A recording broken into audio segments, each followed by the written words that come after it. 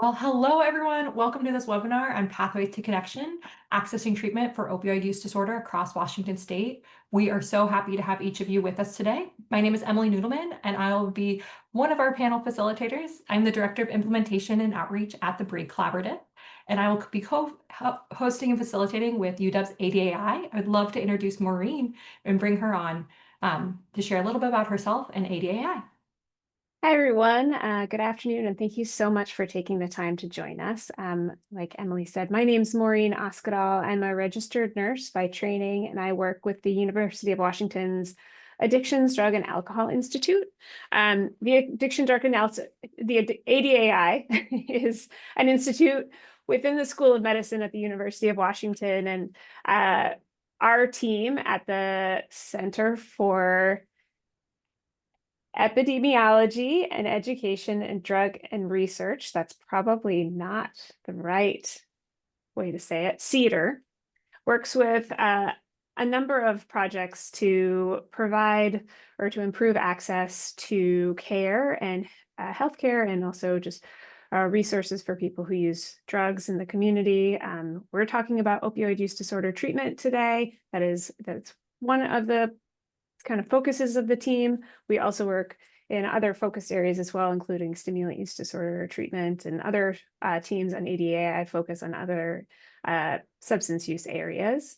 It's a pleasure to be here today, and I will be paying attention to the Q&A for the most part. So if people have questions, please feel free to put them in the chat or in the Q&A function, and I'll be bringing those to the panel or addressing those as they come up in the function.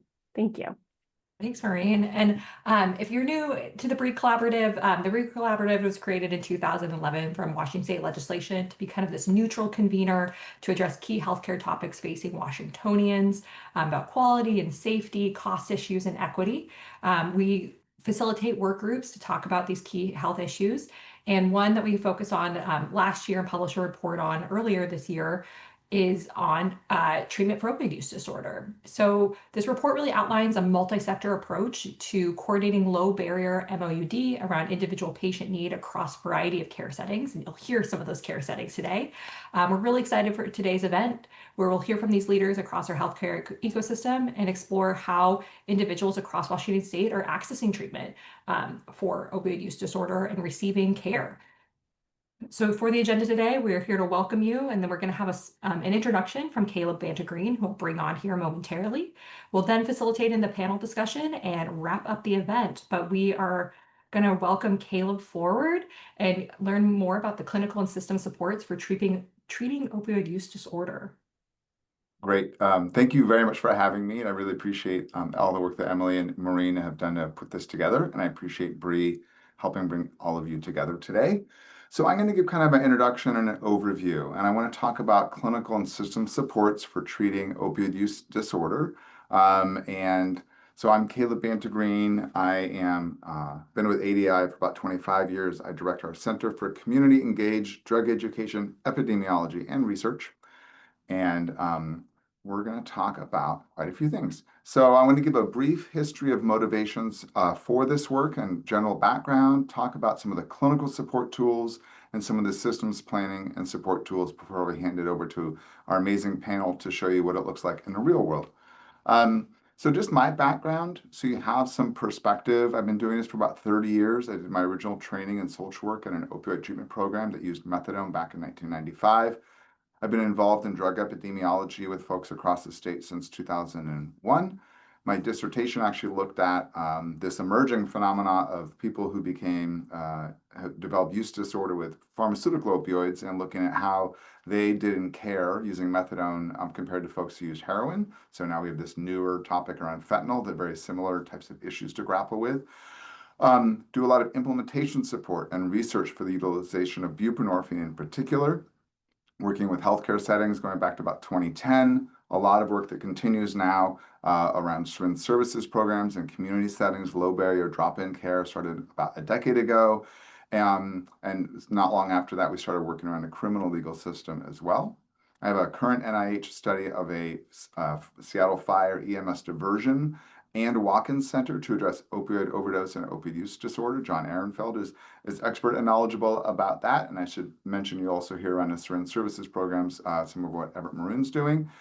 And then I've also been involved in federal and state policy working committees for quite a while. So I've been working in this area for a long time. I have a background in social work and public health, really trying to understand the human and clinical realities of individuals and trying to think from a systems perspective about how do we take this work to scale to really help our community writ large. So as part of our research, we talked to people, and this is work done by several of my colleagues, including Everett and some other colleagues here doing qualitative work.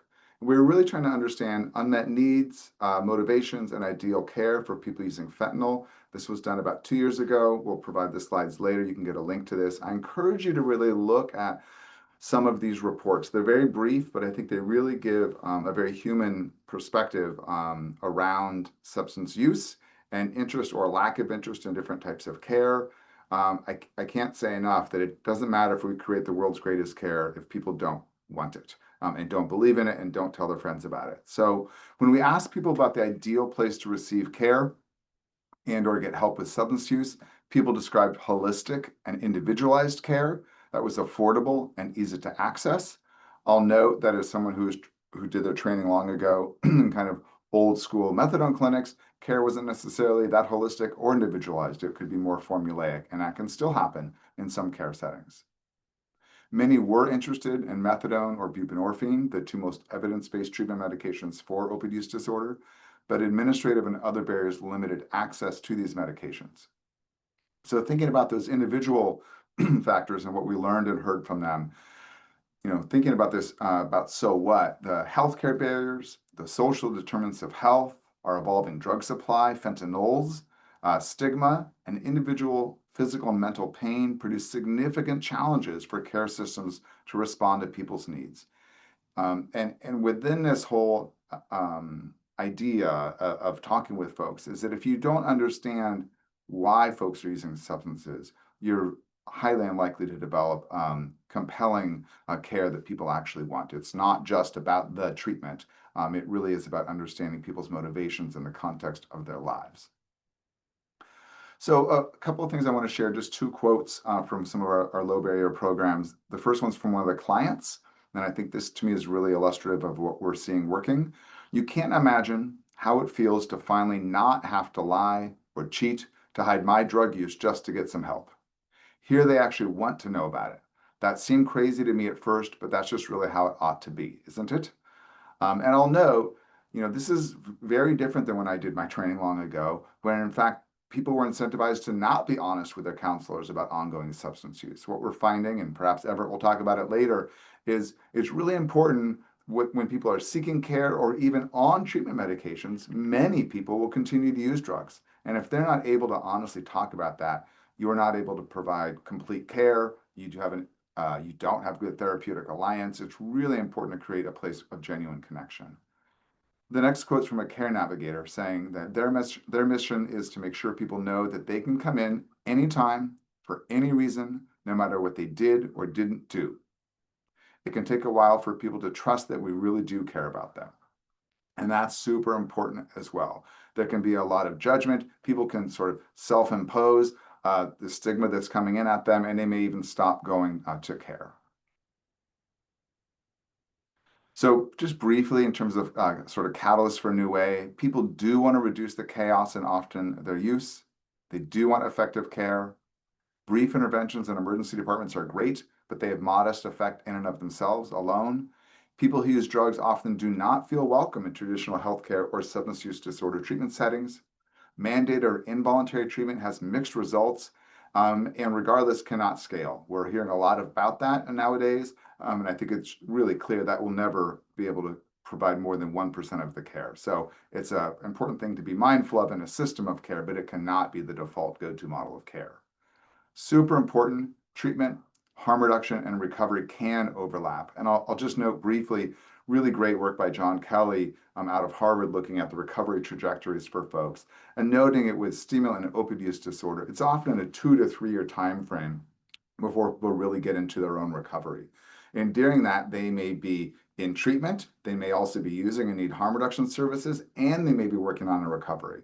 But we typically, including myself historically, think about these things in completely separate silos and in different systems of care. And we really need to think about how these things are integrated and available sort of simultaneously to folks. And I do have references for all these as well that are in the footnotes that you'll have access to. So just saying this another way, there's this persistent disconnect between evidence-based care, the care system structure, and the needs and desires of people with opioid use disorder.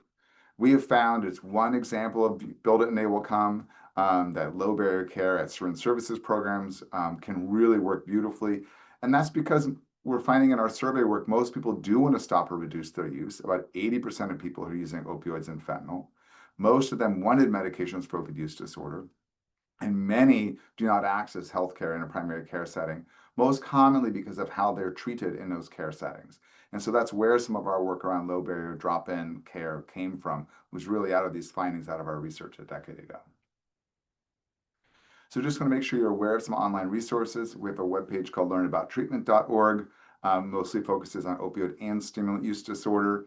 Noting on the left side here, sort of an overview around opioid use disorder. I want to make sure you're aware of, whether you're an administrator or a provider, that we have a lot of training videos online. We've been doing a lot of work in this space around implementation support for about 8 years.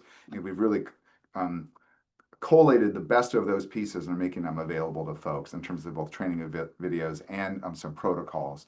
I'll specifically note here on the left side is a 2-page brochure. This is a shared decision-making tool about medications for opioid use disorder. This was certified as a patient decision aid by the Healthcare Authority last year. This is available on our webpage. And this is intended not just for prescribers, but for everybody in the care team, whether it's mental health folks, care navigators, peers. It's really kind of a nice playbook to get everybody on the same language, have sort of a coordinated conversation around medications with clients. On the right side here, you can see we have an online guide to help train folks on how to use this 2-page flyer. And then I'll note an earlier version of this flyer was used in some research we did with folks releasing from jail. And we found that people who went through the shared decision-making process had twice the odds of getting onto treatment medication. So that was really important, that just some basic shared decision-making can increase treatment utilization. And treatment utilization is important because these medications, buprenorphine and methadone, reduce mortality by at least 50%. And I'll just note a couple of articles. The upper left is a large cohort study across Massachusetts that found a large mortality reduction for folks on buprenorphine or methadone. Very similar findings in a large 100,000 person cohort study in England, and on a much smaller scale with about 800 folks involved in a study that we put on here in Washington State around buprenorphine at syringe services programs. We found about a 50% mortality reduction among these folks as well, relative to a matched comparison group. So we're consistently seeing these findings, and they're really, really profoundly important.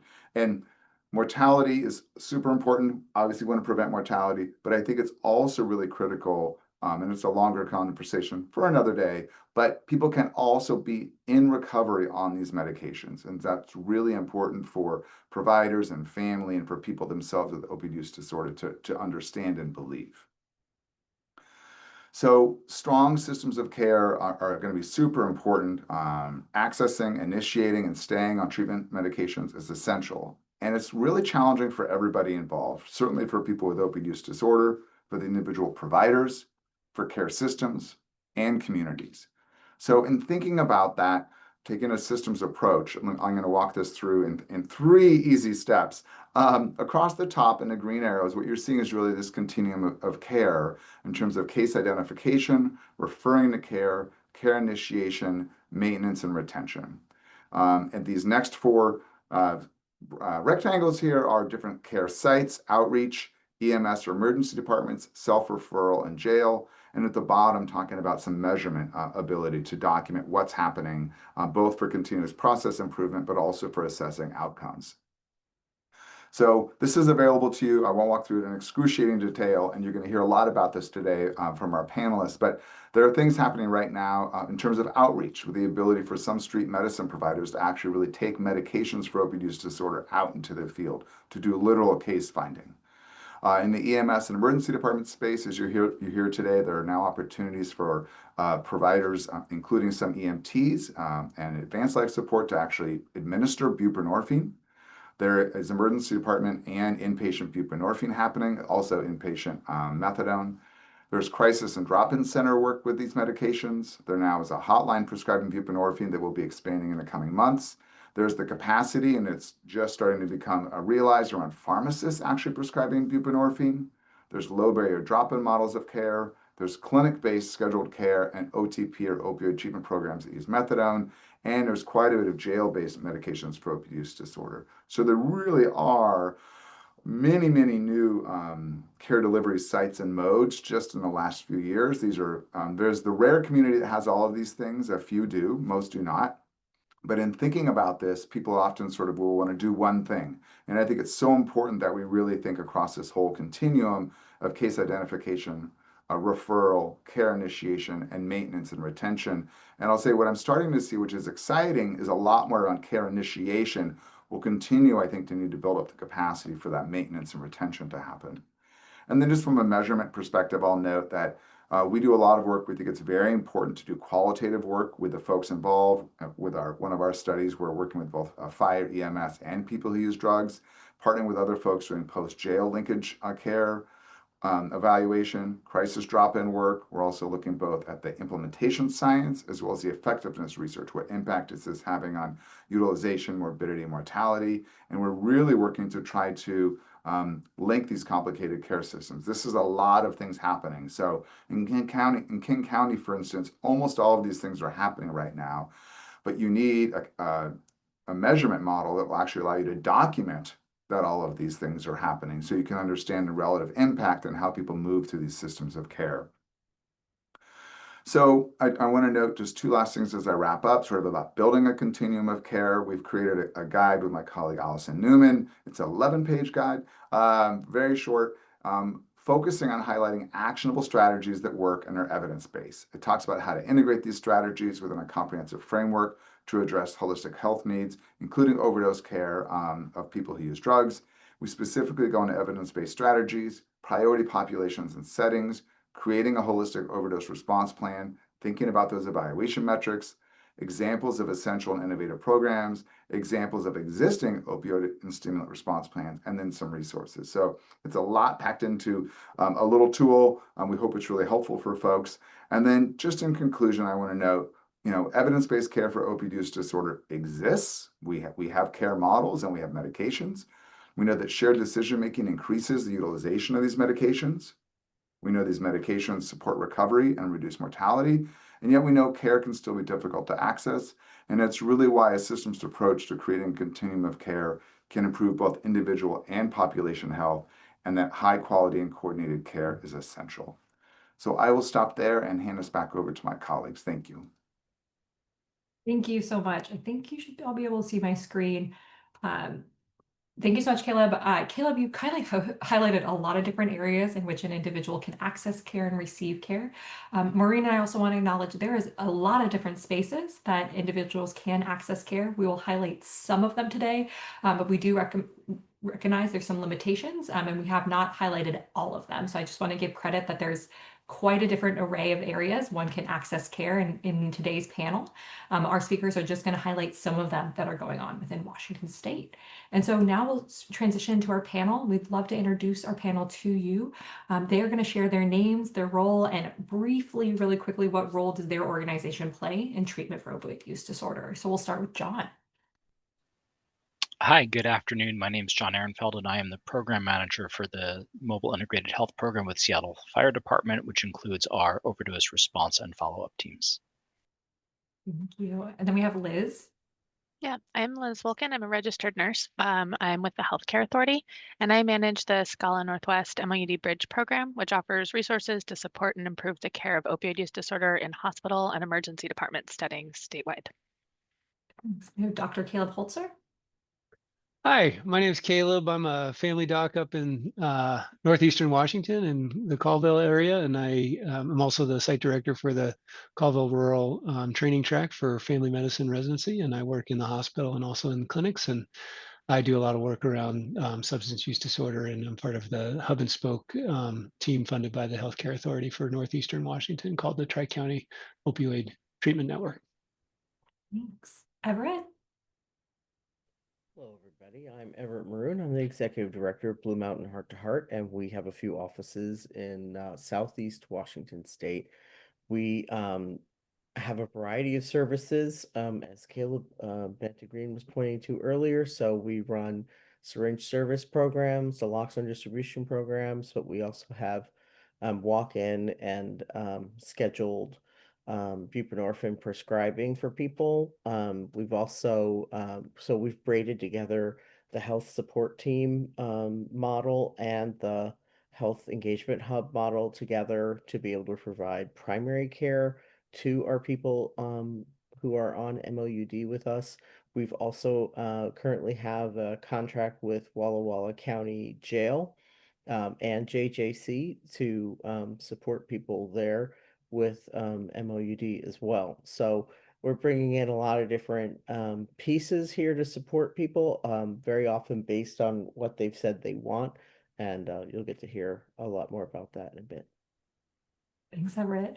And Sharisa. Good afternoon, everyone. Charisse Fatinos. I'm the State Medicaid and Behavioral Health Medical Director at the Healthcare Authority.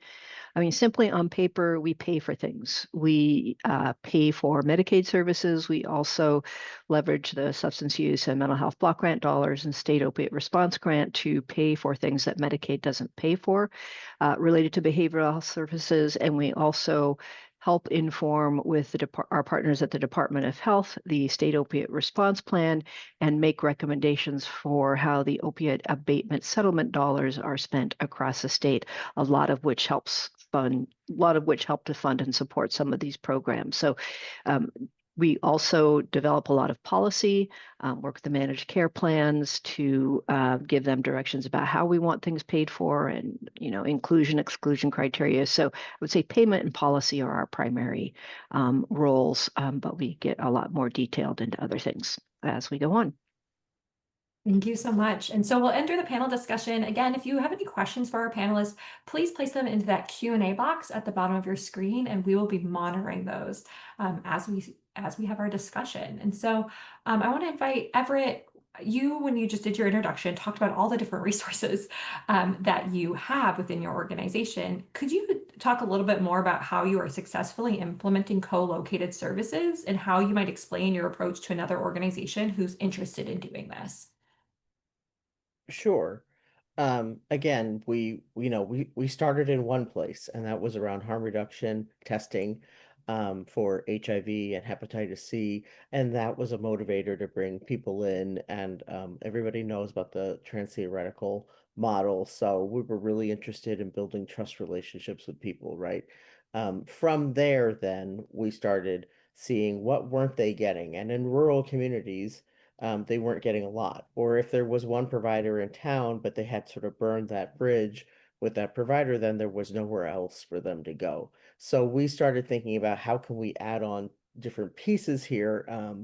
As you start to link different things together, you have to meet new requirements and new ways that you're regulated and that you'll report data on things. So we became a more sophisticated organization in order to meet all of those requirements. So at this point now, we use a no wrong door approach. If you're in our diversion program and you have an opioid dependence, we'll tell you about our MOUD options, and there's no problem with you dual enrolling, right? If you're in the jail and you start on Sublocade at the jail and then you move out into the community, we will try to retain you in our community clinic.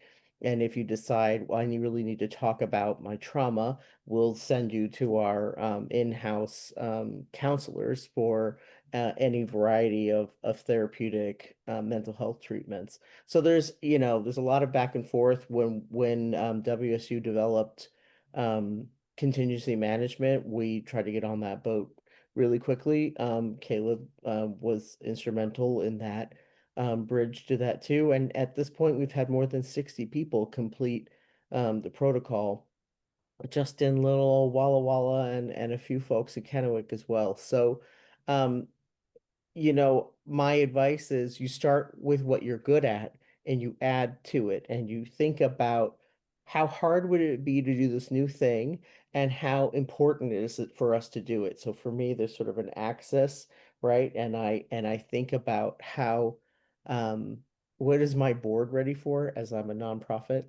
But you might have to go back to some other people and really think about what's our strategy here for filling in service gaps in our community, which means you need to understand what they are and you need to think about what's the sustainable position for being able to add on new um, features to your service. But we've seen a lot of success with bringing people in from any different direction and then giving them more services as they seek those services. That's really worked well for us. I really appreciate that. And you're kind of touching on this already.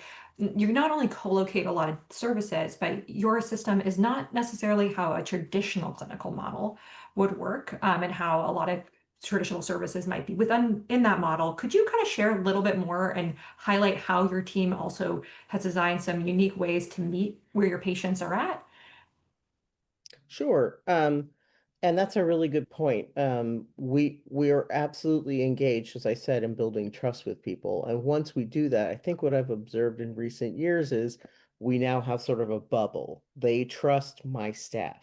We have to get people to the point where they're willing to trust traditional providers again and go back to them. Most people have some experience with traditional healthcare systems, and because they were hiding substance behavior or mental health related issues, they didn't succeed in those traditional systems. And now they have a belief, or they perceive that they're not wanted in those systems. So I think we're actually at the point where we have to start thinking seriously about provider training for this kind of patient population so that we can try to have more people that can leave my little bubble of service and go back out into other um, services that are available. Yeah, thanks for highlighting the all of that, and especially just the provider training piece, because I think that really leads into Dr. Caleb Holzer, your work. You were highlighting that you're working in family med, you're in the rural setting. How do we prepare the next group of clinicians and the current group of clinicians to see this work as part of their regular practice? What's going on in that sphere for you, and what can we do better? Well, I agree. I think that we do need to make sure that providers are trained and educated about this population and also just this model of treatment with medications. I think that is coming along pretty well in the newer generation of both starting in medical school and then continuing on into residency. But like with most provider education, a lot of it is exposure. So exposure to this population during training, and then exposure to mentors that are doing the work and can teach residents how to prescribe medications and treat patients appropriately. So it's easy for places like we're lucky enough to have a rural residency, and we've had a rural residency for 25 years or 30 years now. And so that training aspect is just kind of built into what we do here. But I certainly think that training more generally in residencies with a substance use disorder population would need to happen. But here in Colville, the residents come with me and see substance use disorder patients frequently. And we even have residents that come up from Spokane to learn substance use disorder training in rural areas because we actually have a more consistent population here in our practice than they do at some training facilities in Spokane. So, Yeah. but getting providers into it or experienced with it, I try and emphasize the fact that it's a very, very fulfilling part of medicine, and that this is a really worthwhile, just for you personally, the ability to help people through this transition, and that it's really not any different than treating any other medical disease like diabetes care or psychiatry or any of those kinds of things, and just really making it more of a medical model, I guess. Yeah, I think what I'm kind of hearing from you is that just normalizing and taking away some of the stigma around this work and seeing it as just a normal part of your process and practice. It's a patient and a person that comes in your door and you take care of them based off of their need and what they're expressing and addressing that day. You were talking about how you are in a rural setting. A lot of us on the call I'll recognize are kind of in the greater Seattle area or in a Tri-Cities area. Could you talk a little bit more about the unique challenges you face in a rural health setting and how we are working to kind of overcome those and support that's kind of needed?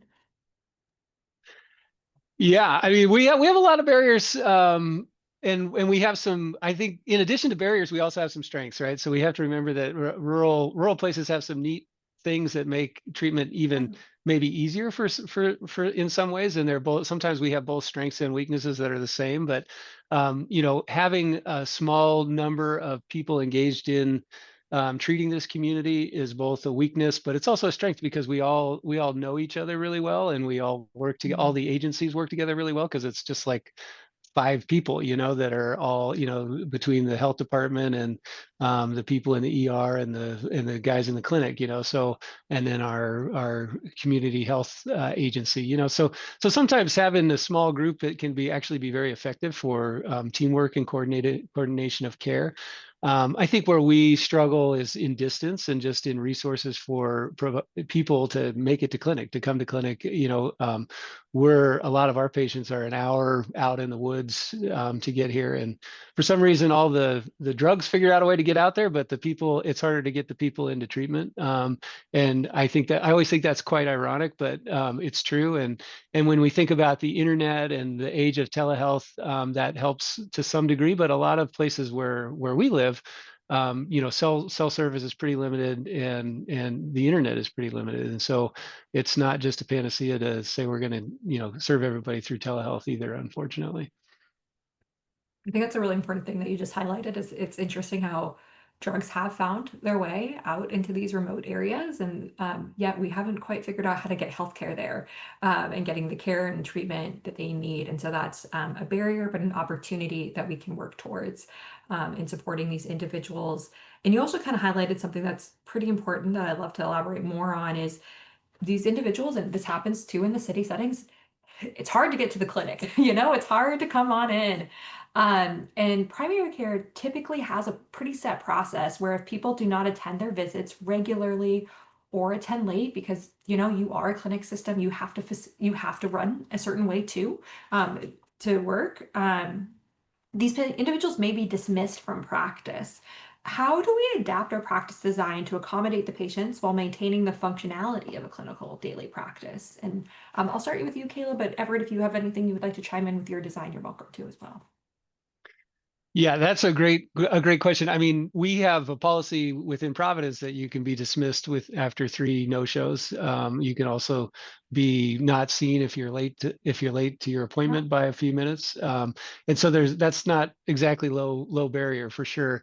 And so what we've done here locally is we kind of tried to maintain or have the chaos be on a certain day. And so there's, even if people have a hard time making their appointment dates, we say, well, Wednesday's the day, you know, if you make it here on Wednesday, you can be seen, and sort of just try and, instead of having every day of your clinic turn into chaos, you just try and put all that chaos onto one day. And then people in the community also know, like, oh, okay, Wednesdays are the day to come and be seen if I can't make it. And that has been pretty successful. And if we use that in a kind of a group model, we've also found that you know, having 1 or 2 providers that's kind of doing the stabilization process, and then their partners can engage in sort of the sustainability of the treatment. So they can have sort of more normal practices, but maintain people in treatment after they've been stabilized for a month or 2 and are more likely to make their appointments maybe.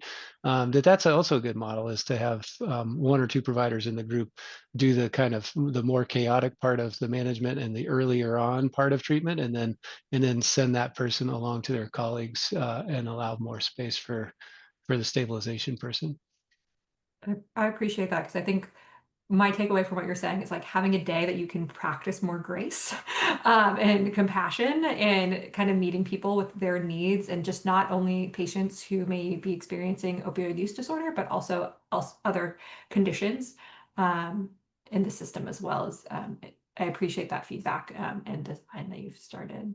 We set our schedules up so that if somebody's really flaked out and they haven't made an appointment, there's some hours toward the end of the day where they can come in again, and they might not get to see the exact same provider they were scheduled to see that morning, but they'll be able to follow through on what the consult was supposed to be about for that day, so we can kind of catch them and keep them engaged. It's one way to sort of be flexible, and I absolutely understand that, a family practice doctor who's got who's scheduled to their eye teeth every single day really can't take 45 minutes with a patient. Um, so, part of what we're trying to do as a maybe a medium term bridge to traditional providers is to help lower the acuity of our patients so that they're more prepared to be able to exist within the confines of traditional care. And to reiterate what Caleb said earlier, I remember, 10 years ago going around and begging providers in Walla Walla to get their DEA, credential so that they could prescribe buprenorphine. And they came back to me, maybe a couple of years after they were taking our handoffs, and said, these are my best patients. These are the people who are fighting and they're trying to be adherent. And, if I could only do this for all my hypertension and COPD and other patients. So there is a way to get there, but man, if you're in a rural area and you have a lot of turnover of your physicians and mid-level providers, you have to keep re-educating. Like, you can't think that you can go in and educate a group of people once and then that's done. Every time my ER director leaves, I got to go back in there and sell the idea of bridge prescribing to the hospital all over again. Yeah. So it is a constant need. I I think that's a great point you're talking about. It's not a one and done with education. It's something that has to be continuously brought up and reinforced and re-educated on. And not only education, but kind of that buy-in piece, I'm sure is hard and tiring, but it is great work. You just highlighted a piece that I'd love to kind of bring in some other speakers on is the emergency department, right? What's going on? We highlighted a little bit how patients in the community clinic setting can access care, but I want to invite John to talk a little bit about his process with his work and what role does mobile outreach play in bridging gaps between the emergency settings and kind of like a long-term treatment. Yeah, thanks. So, very briefly, again, we have kind of two arms of our program. We do live real-time overdose response. And as we're saying this right now, I see 3 concurrent overdoses happening in Seattle, which is far from unusual, but it kind of really impresses on us the need to have sort of a real-time element. And then we do follow-up, in sort of hours to days after. And kind of the reason we do the overdose response piece is because of really, I think what we see is like as targets of opportunity, right? So as ever decreasing percentage of folks in the fentanyl era are ever even transported to a hospital ED after their overdose, right? So more often than not, they get Narcan in the field, they wake up, and then they don't go to a hospital. So we see this as a missed opportunity, right? It's a missed intervention point. So really the idea is like, what if we could be that intervention point right then and there in the field for someone who's just had this overdose moment? And really where that all came together for us is when we worked with the Department of Health to get authorization to administer buprenorphine in the field. So you have folks who are going to be often in a really very brief window of withdrawal where they've often received Narcan after an overdose. They've been put into precipitated withdrawal, and now we have a couple opportunities. So we can give them buprenorphine to immediately relieve their symptoms, which is obviously the main goal, but it's also to build sort of trust and engagement that like, hey, this medicine will make you feel better. This is an on-ramp, right? So we see this as an on-ramp to the wider SUD system for folks who are, historically in the past, we were seeing people who were overdosing again and again and again, and just kind of, repeating the treadmill, either released in the field or, discharged after metabolizing in the ED, and then, not having any meaningful intervention. And now we can start them on buprenorphine, and then the follow-up team sees them the next day, and now we can bridge them to, let's say, long-acting injectable buprenorphine. We can bridge them to ongoing SUD services. And I think, the main key that I'd stress here is that mobile response, whether that's, EMS based or other, is extremely low barrier. I know, some of our previous panelists talked about that, but so many of our clients, like they just can't make it to an inpatient or an outpatient appointment. They're just not going to show up. So we go to them, right? We go to their RV, or we go to their tent, or we go to their apartment, and we meet them and say, hey, you know, we set up this appointment for you. Why don't you hop in the back of our rig? We're going to drive you over to the clinic, and we'll sit with you while you get your Sublocade injection, and then we'll take you back home. And I think that there's a really substantial percentage of clients who need that, what I call sort of ultra low barrier service. And I think that's really an important role that, EMS and mobile outreach can play. Great. I liked what you said is like one of the on-ramps to care.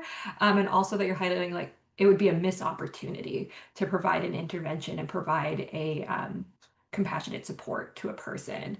I think something also kind of unique that we've heard from your team is how you do a follow-up. Could you elaborate a little bit more on how you follow up with teams on the outcomes you have worked on with them, and explain kind of the motivation to close the loop? Yeah, so I think you both on the response and the follow-up side, we're extremely client directed. We're very patient driven, right? So we're not showing up with an agenda of like today, we are going to do this intervention and take you to this clinic. It's really very much dependent on the client. Like, what do they want to talk about today? Do they want to talk about, MOUD? Do they want to talk about housing or getting on case management or, anything else? So we really are very client driven. And then we find also that people are just very frequently in a very different state of mind, let's say 24 hours after the overdose than they were, 20 minutes after they've just been Narcaned on the side of the road. And so we use that as an opportunity to have a longer term, sort of more in-depth, sort of motivationally interviewed directed conversation with them about what their goals are. And then for MOUD, really our goal then is to work with them in terms of like, what are their goals? What are they able to do? And how can we best connect the loop? Because, we're a fire department, right? Our case managers are short-term case managers. We're trying to think like, okay, who can provide longer term SUD treatment. So we're really lucky now to have this Orca Center in downtown Seattle where we can take people to kind of in the immediate post-overdose milieu. But what we're really trying to do is think about kind of how we best match their goals with the various sort of like clinical and more sort of behavioral social services that are available here in Seattle. Emily, can I hop in with just a clarifying Absolutely. question?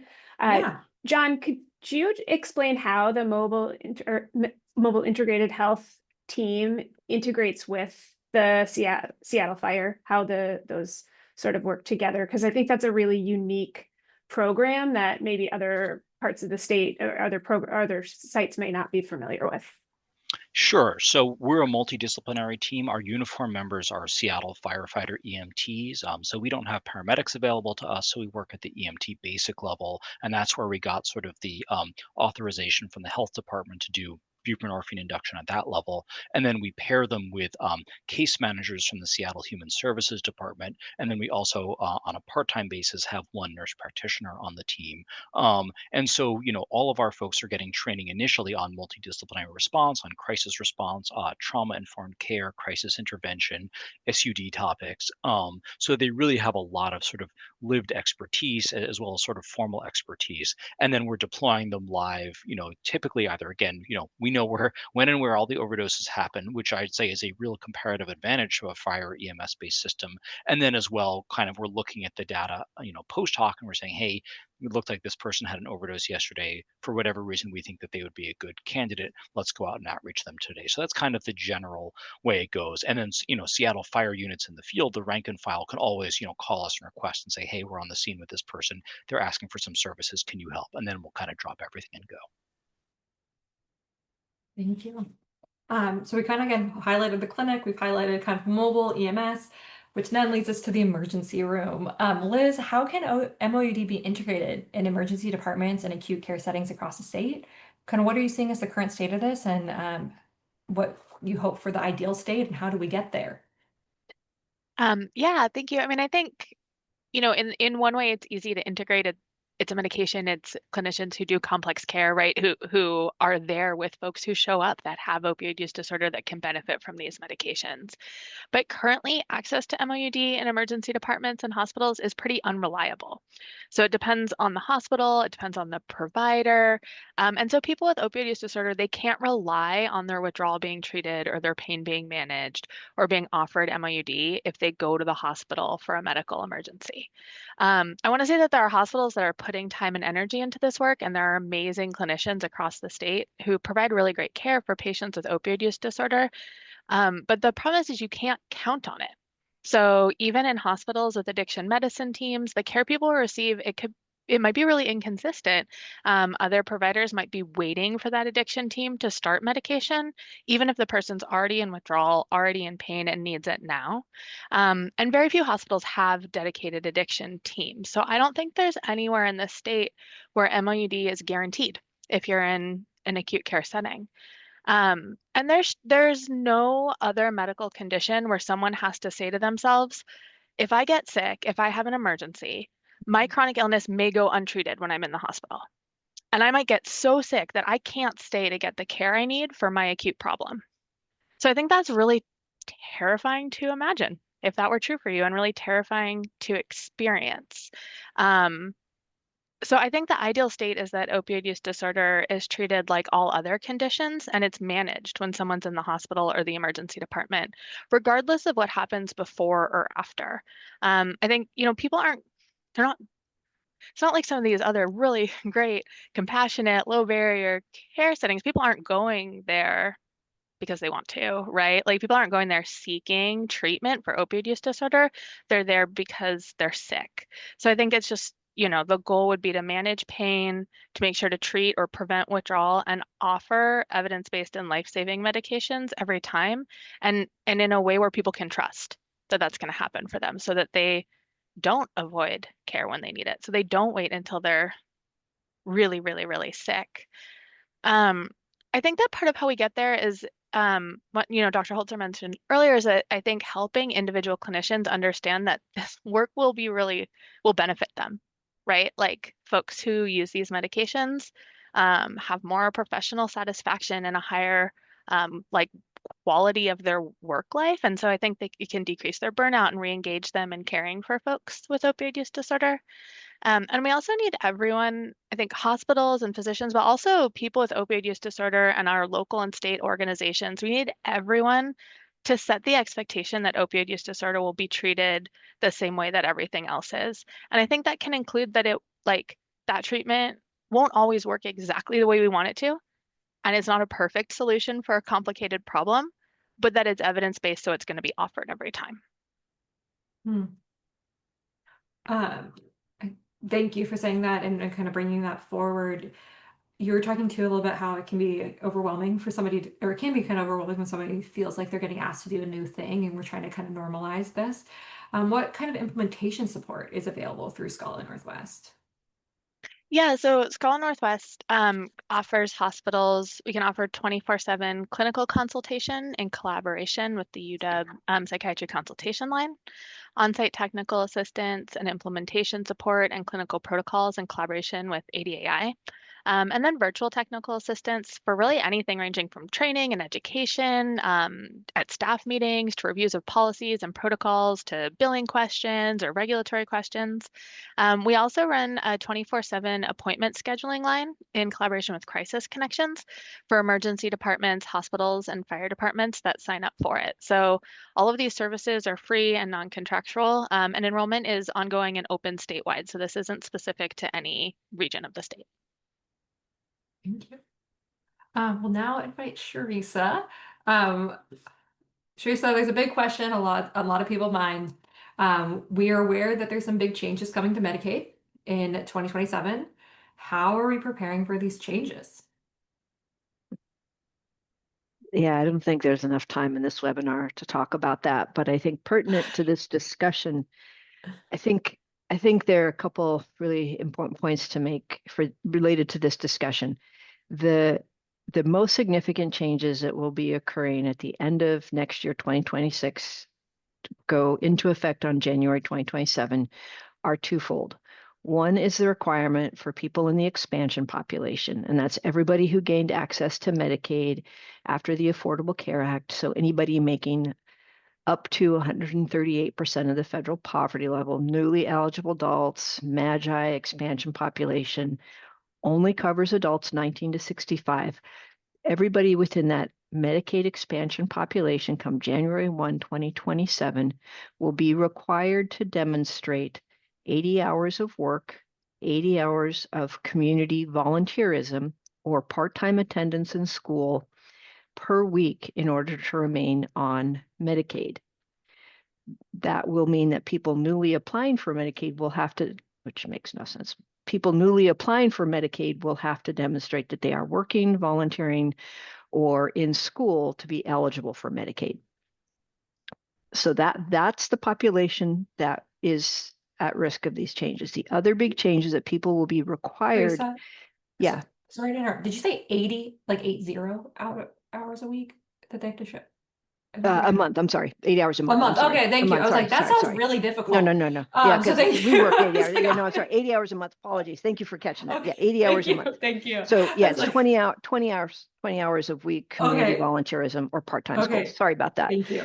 No, thank So you. so yeah, so and there are many exclusions for people who will not have to comply with those work requirements.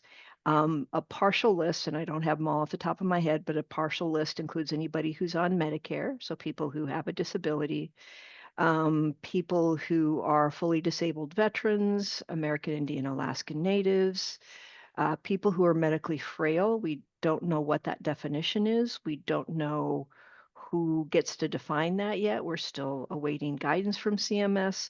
And I think caregivers of children under the age of 14. There are a list of people specific for this group, people who are in substance use disorder treatment. There is not a definition for that.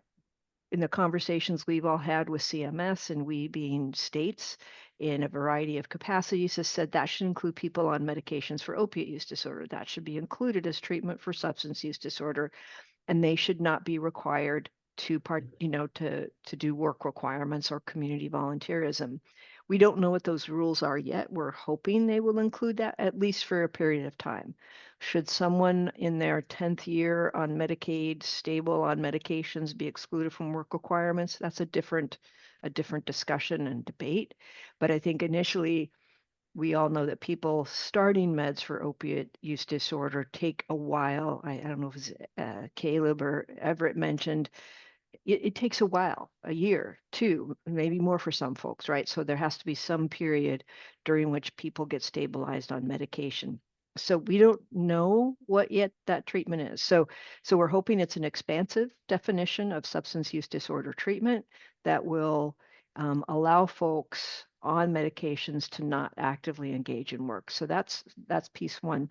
The second piece is that people will be required to renew their eligibility every 6 months. Right now, it's every year.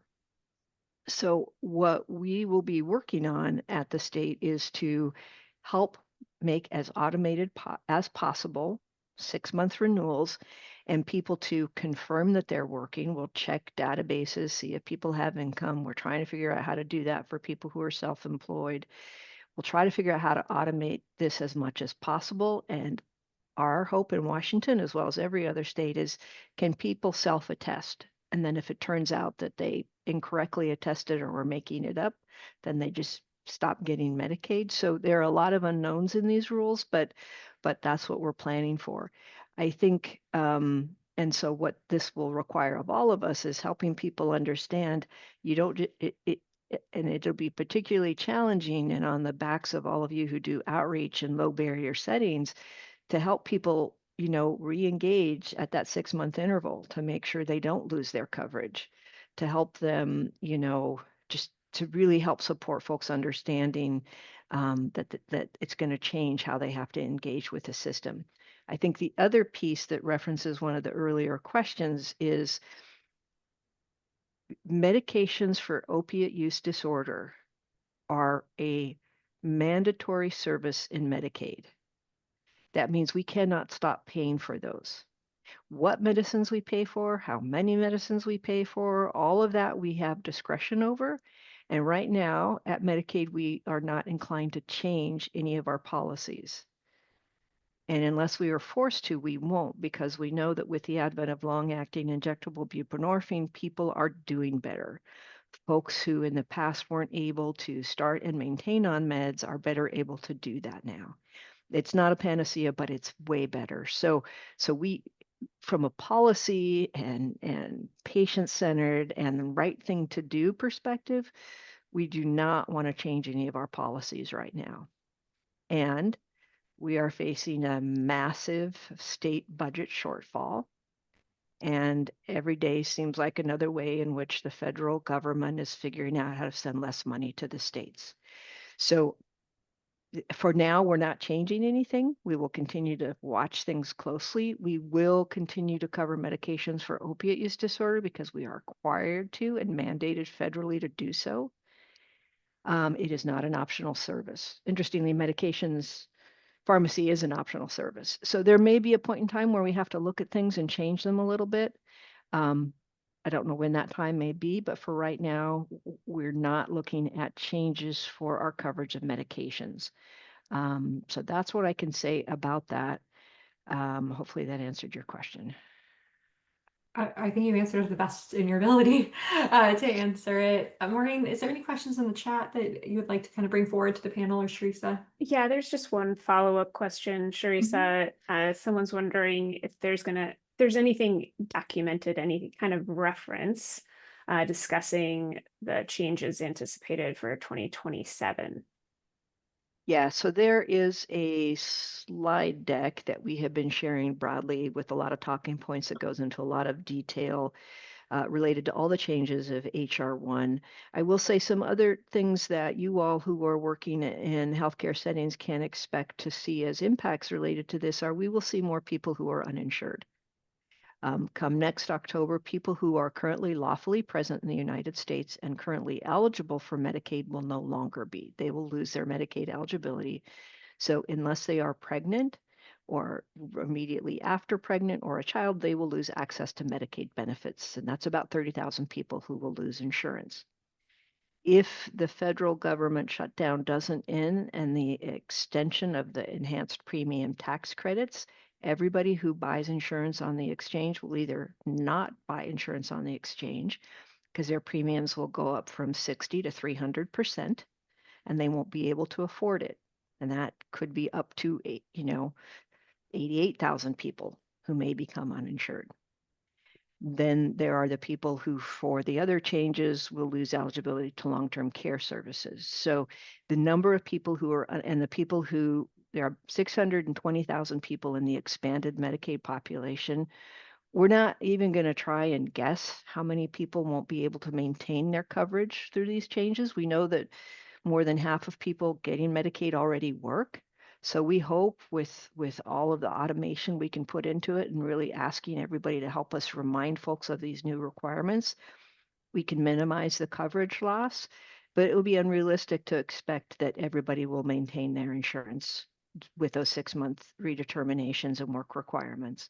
So there could be tens of thousands of more people. That will mean more burden on emergency departments, more burden on hospitals. And HR 1 also topped out the amount of money that hospitals could get through some financing mechanisms that will limit their ability to take care of Medicaid clients because they pay less. So collectively, these will be over the next 10 years, really huge disruptions to the system. So right now we're just planning for what's ahead of us and hoping that, calmer and more reasoned, thoughtful, science-based minds will prevail at some point. And some of this will not, be implemented over the years ahead. But for now, those are the things that we're most focused on. Thank you. Caleb, I see your hands raised. You want to chime in? Yeah, I think just responding to what Dr. Fotino said, I mean, we're basically going to have human beings who have opioid use disorder exposed to a lot more sort of systems pressures and challenges accessing care. The drug supply is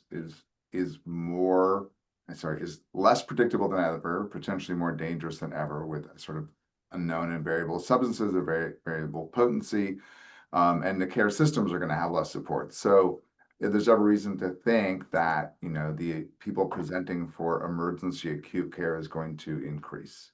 And so I think really trying to think about how do we build out from emergency departments and EMS, but hopefully providing a lot of care and getting people stabilized on medications. How do we then really work with the maintenance piece? I mean, I think so. We need to really allow people to get established on medications and then really figure out how to provide the maintenance so people can get stable long term on those medications.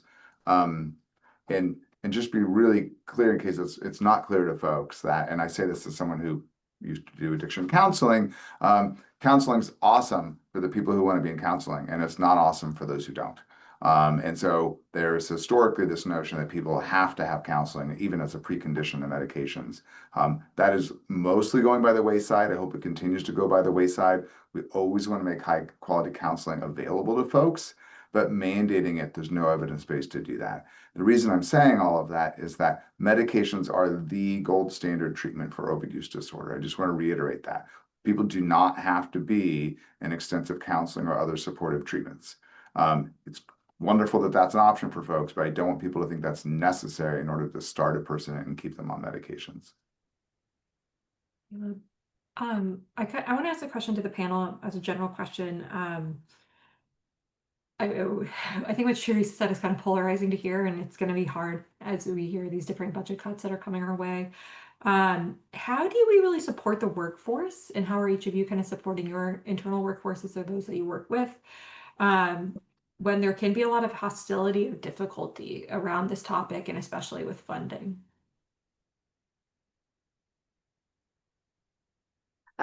I don't have a workforce other than I have the pleasure of working with Liz every day.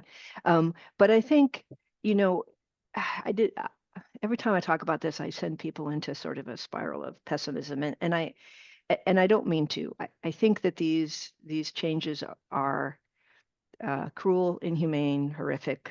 Pick whatever word you want, and it fits with them. My personal opinion, and I think, and I know in my career, which is now spanning, I don't know how old am I? It's spanning, you know, close to 40 years. When I started my career, there was not Medicaid expansion. There wasn't basic health plan. There were not managed care plans. You had to tier to get mental health services in the community mental health system.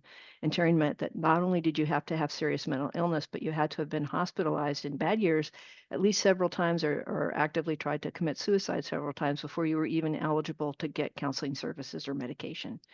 So, and what I saw were folks really centering themselves in the care around the people that were able to access it and figuring out really creative ways to leverage fewer resources and rely on evidence. And on this call, we have academic, you know, partners who help us understand what are the evidence-based practices, what are the things we have to pay for.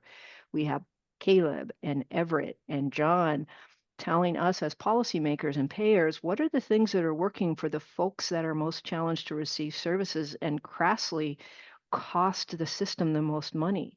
How do we need to better serve those folks so they can be successful, enter recovery, and have meaningful lives, right? Now more than ever, we have to talk to each other and share information to be able to support and justify what we can use, whatever resources, funds we have left to do the right thing for the most people. So yes, it is scary and challenging and all of that, but the fact that we are on this call in this conversation gives me a lot of hope because we're talking. A lot of states, they don't have these forums. They don't know what the right and the left hand are doing.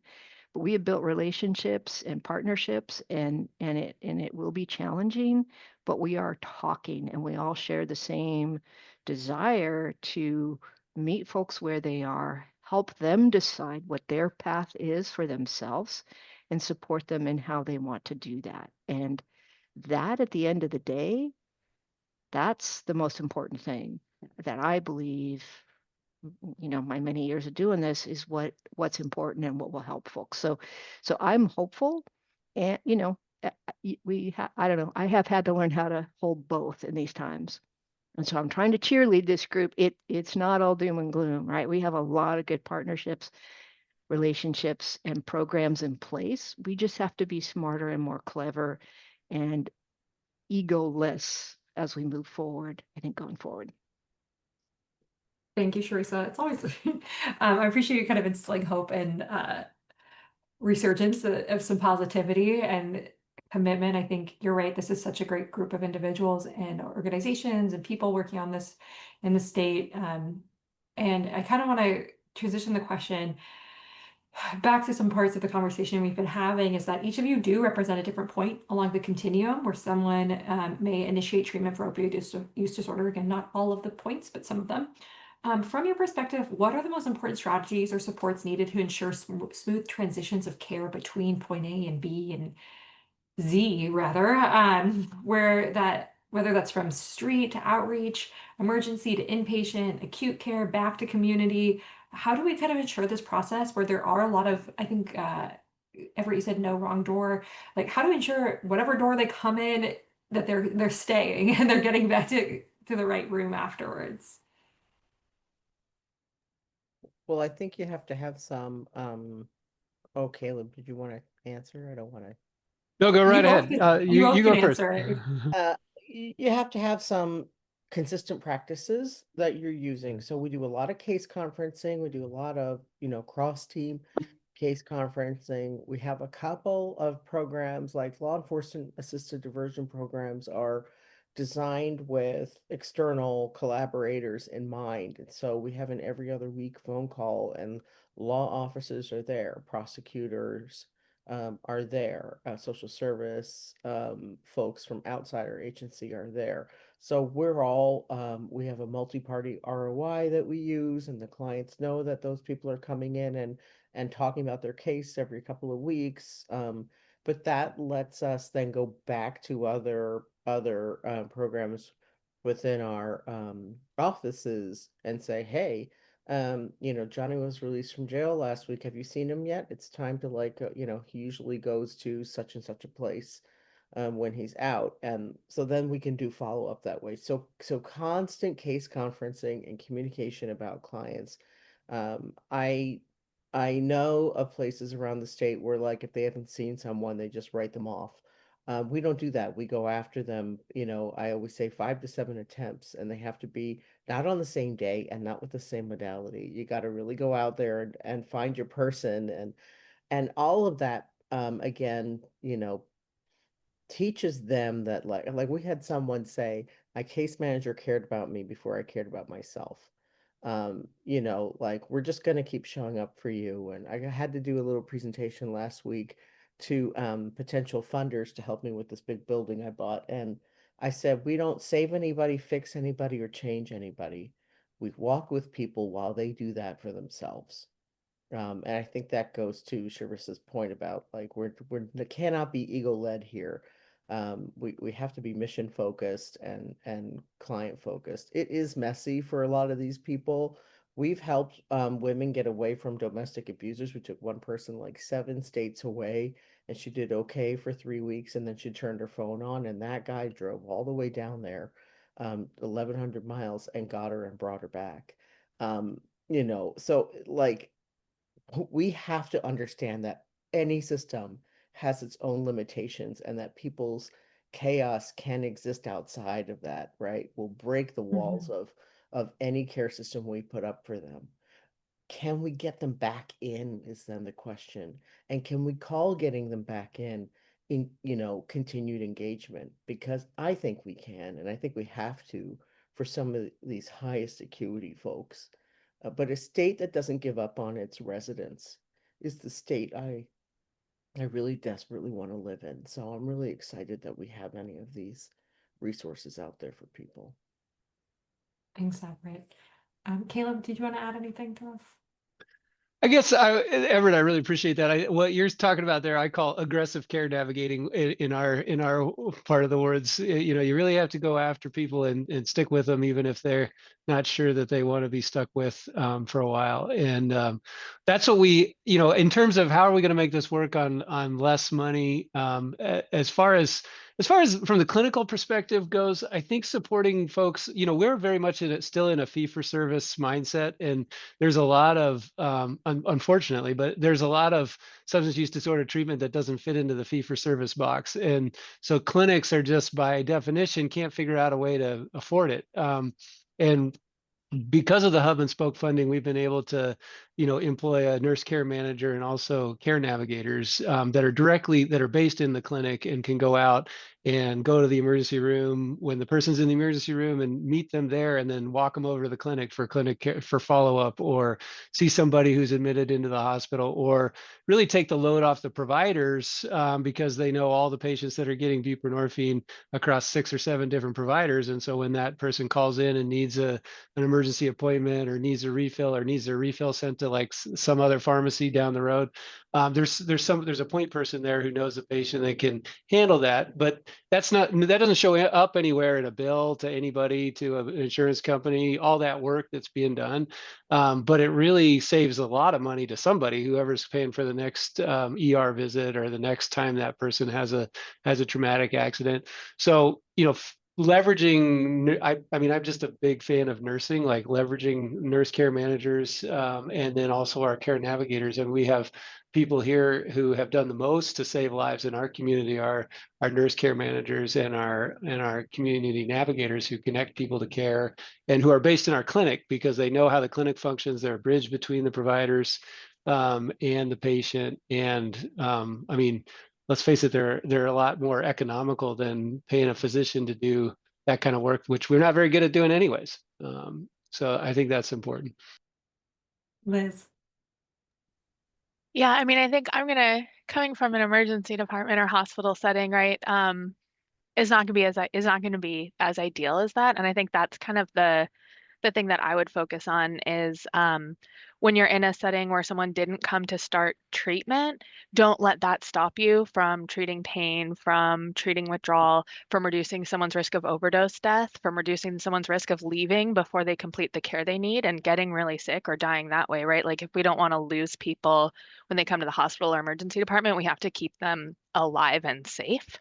And then have that conversation about, do you want to stay on these meds? What do you want to do after discharge? Like the primary conversation there isn't about next steps. It's about like, let's keep you safe right now. And then I think in that setting too, it's just not real that every hospital in Washington is going to have an addiction medicine team and care coordinators and peers at the bedside and folks picking people up at the emergency department. And so if I hear providers be like, oh, well, I don't start meds because I don't know what's going to happen next, and I don't know if they're going to show up as like, one, you will keep them safer when they leave this hospital. But two, like, don't let the ideal get in the way of better than nothing. It is okay to give someone a medication, give someone a prescription, get them somewhere to follow up before they leave the hospital, which is something that like there are supports to help you with. And if it's not a perfect warm handoff, if it's not door-to-door transportation, like don't let that stop offering medication that can save their life in that moment. Thank you. Maureen? Yeah, Liz brought up starting medication, and there's a question in the chat sort of related to that. So I wanted to pose this question to John and Dr. Holzer, who are two people who are getting people started on buprenorphine as care team members. What approach, and just to set the stage around this question, we know that buprenorphine isn't the easiest medication to get people started on. If they have opioid dependence, it can be a little bit tricky, especially if somebody is dependent on fentanyl. So I'm curious, in your settings, what approaches are you using? And this is going to be it is more of a clinical question, but there are some emerging approaches. And so curious how that's going for you in the current scene that we're in. Yeah, I guess I can I can start and pass it off to Dr. Holzer. I think often we're lucky in that we're seeing people in precipitated withdrawal, and so I think their level of discomfort is, it makes them really incentivized to want to at least get that initiating dose of buprenorphine. That's been the majority of our field initiations. So generally, we really are trying to sell up sort of the immediate relief piece of the bupe. One additional thing that we've been working on with our clinical partners, and this was mentioned in the chat, is starting a really super low barrier LAI bupe regimen, which is a 3-day. It's a 3-day regimen that uses Brixadi 8 milligrams, Brixadi 16 milligrams, and then Sublocade 300 milligrams, and that's on concurrent days. And we can't quite do it ourselves yet. We could do it sort of through our clinical partners here, but I think one of the really big selling points of this approach is that you can keep using, right? It doesn't require abstinence. You can keep using initially as so if your blood serum levels get to where they need to be. And so I think especially for people who have like really longer term opioid use disorder, um, there's a high degree of awareness on the streets right now about the shot and about the promise that it serves. But I think a lot of reticence of, do I have to make myself really sick? Do I have to go into withdrawal? And so I think that we've had a lot of success in selling this specific regimen, that it can be used as sort of a tapered on ramp to it. So that has been, we've seen some really promising results on that front. I think that sounds like a great strategy. We haven't done any mixing of Brixadi onto Sublocade like that.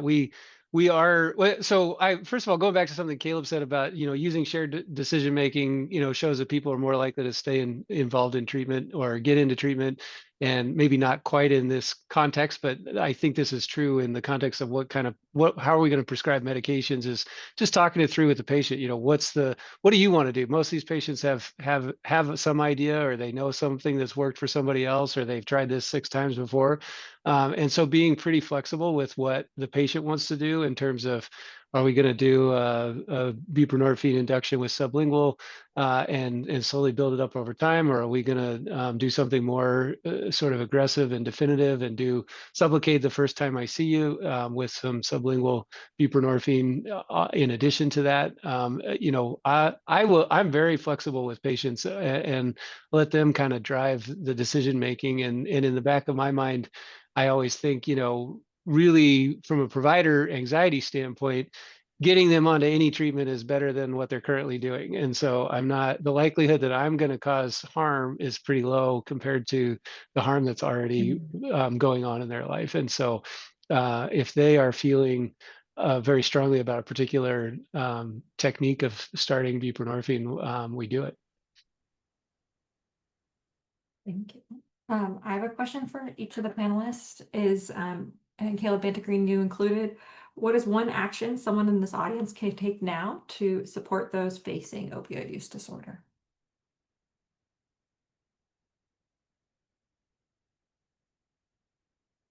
As you were all thinking, I'll start. I'll just say, I think You wanna go really for it? understanding what opioid use disorder is, that the role of medications is going to be the best thing for most people, and that people are on recovery when they're on medications. I think all of those things, like really getting that and understanding that and supporting folks who are on medications. And I think also understanding that it's not black and white. Dr. Holzer just mentioned it. Many folks will continue to use for a while when they're on medications, and it doesn't mean medications aren't working. That's an understandable misperception, but I think that's super important, that this is not black or white. This is a chronic condition we're trying to help people manage over the long term. So that's one thing, but it's kind of understanding what this is all about. And the learnabouttreatment.org webpage has the family and friends page. It's got clinician pages, client pages, just really getting some good basic understanding and in sharing that with other folks in your life and your work. Yeah, I think people in the general community, that they understand what's been happening with drug use in just a number of limited ways. More often than not, they see public drug use, or they have someone in their family system who, stole from grandma or had some behavior the family didn't like. And you know, those relationships are broken, and they think about those painful emotional moments with a person, or the moment that made them feel fear because somebody was inebriated near them that they didn't know. And the, you know, when anybody in society is working outside societal norms, we all feel nervous and anxious about that person. The trick is to not take your anxiety and negative experiences about someone and peg it onto that person and stigmatize that person because of it. We're professionals of many different stripes out here, and we're working with these people as professionals. We're not enabling. That idea is very detrimental to all of these people's lives and your own community. The more we further that enabling hypothesis, the harder it is for folks like us to give the care. So anything you can do to start, you know, figuring out how you can reduce stigma around you, and get your loved ones to maybe like just take a break from saying the problems of society are all about these people who've clearly been shipped in from somewhere else to destroy our downtown area. You know, we can all work toward being more kind and you know, compassionate toward the people who are struggling in our midst. I think too, taking on the role of an advocate, recognizing that there's so many settings, including healthcare settings, where the power imbalance between the system and people who use drugs is immense, right? And the likelihood of current or historical trauma is really, really high, and that's an incredibly difficult position to advocate for yourself in.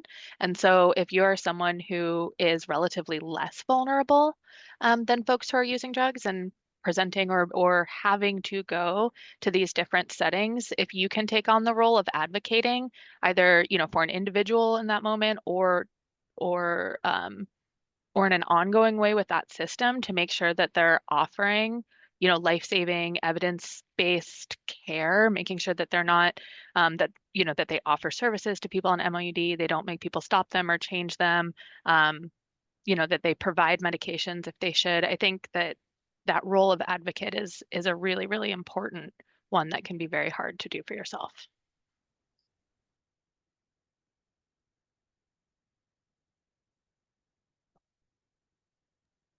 I think just to take on the cheerleading from Carissa a little bit. I mean, I think it's important to remember that you know, every what we've all accomplished, or what, you know, how far we've come. I mean, there's actually been quite an improvement, I think, in a lot of services provided, and you know, the public health infrastructure has responded with being, you know, very forthcoming about different payment models, and you know, ERs and hospitals are improving. And, you know, I mean, we just have done a lot of stuff in the last 10 years or 15 years since Caleb's been, I mean, going back to the 1995 Caleb. I can only imagine how young and beautiful he must have been at that time. But you know, I just think it's important to remember that we're having some success, and you know, we should pat ourselves on the back a little bit, and we just need to keep at it and keep being innovative.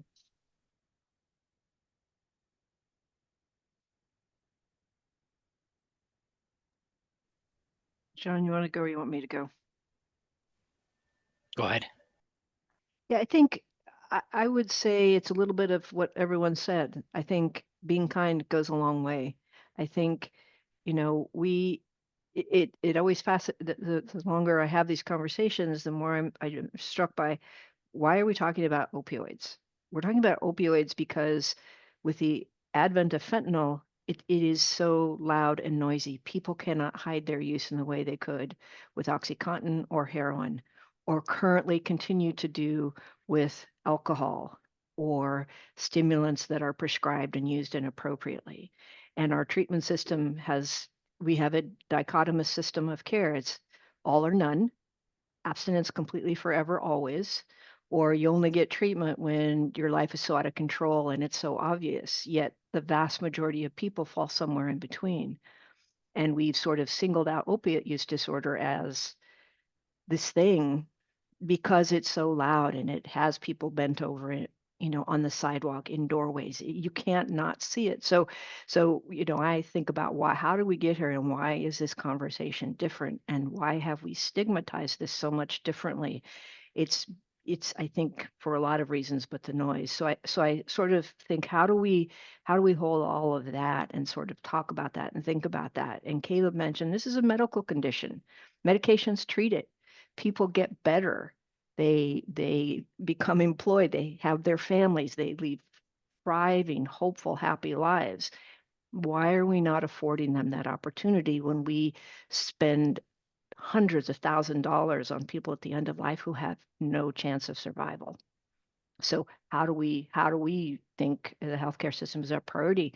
And I think the thing that Caleb started us off with that I think is critically important as we design programs, and we at the state have focused on, we need to get folks meds. You need to keep people alive in order to continue to figure out how to best support them. So once we've done that, it's not about what someone's using or how much they're using, but why. What's the why? What are the things, once folks are stable and able to attend to conversations and care, how do we help them figure out what they want to address? That is why they're using fentanyl, or why they're drinking a fifth a day, right? And so how do we leverage all of our community partnerships and the alliances we have and the networks we have to sort of wrap around people addressing all of those things? So to me, this always sparks a broader conversation and thinking, but you all have shown us what we need to do.